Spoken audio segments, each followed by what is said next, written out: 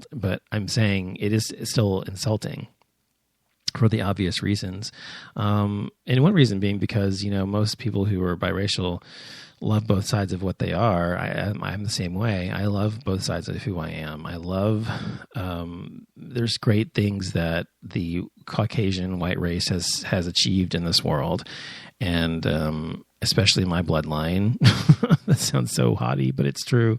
From where, I've talked about that before in the show. I come from some really amazing people way back in my genetic line on the white side. And on the black side, I come from survivors. I come from people who have survived incredible horrors and have lived to tell about it. If they didn't survive it, I wouldn't be here. And so they are survivors, and they are people who have endured hell and have a great sense of community and a great sense of spirit and soul and just joy, I think, generally speaking, on the black side of who I am. So I really love both sides of myself. And I have always said, as Claudia said on The Real Housewives, or after she said it on Watch What Happens Live after the show, I really did get the best of both worlds when it came to how I ended up being, and, physically, racially, my makeup, as well as my personality and my the things I learned from my families. So I've always, I'm very proud of who and what I am, and people say that as if it should be an insult, and it isn't. And I think, we're special.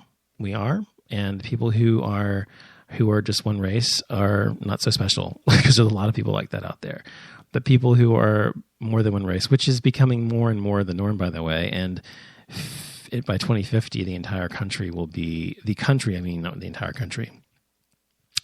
will be predominantly minority races, and about 25% of them will be biracial at least. So, more people will look like me in this country, or a president, or Halle Berry, or, Wentworth Miller. I mean, these are good looking people, leaving myself out of the mix. Derek Jeter, whatever, people who are biracial, as opposed to Mariah Carey, as opposed to just the same predominant race we've had for so long in this country, which was the Caucasian race, which came here and conquered and raped and pillaged and the land here, and therefore have been in power for so long. So ultimately, it will be people like me and the president who will be the majority.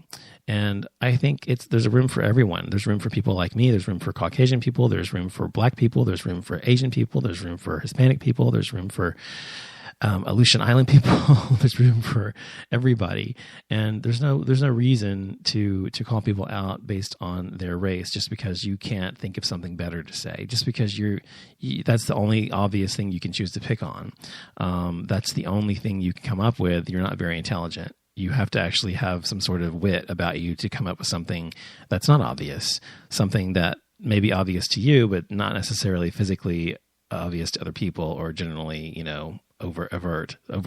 So anyway, that's what I wanted to say about that. I'll be back tomorrow night for the next show. I hope to see you then. Good night.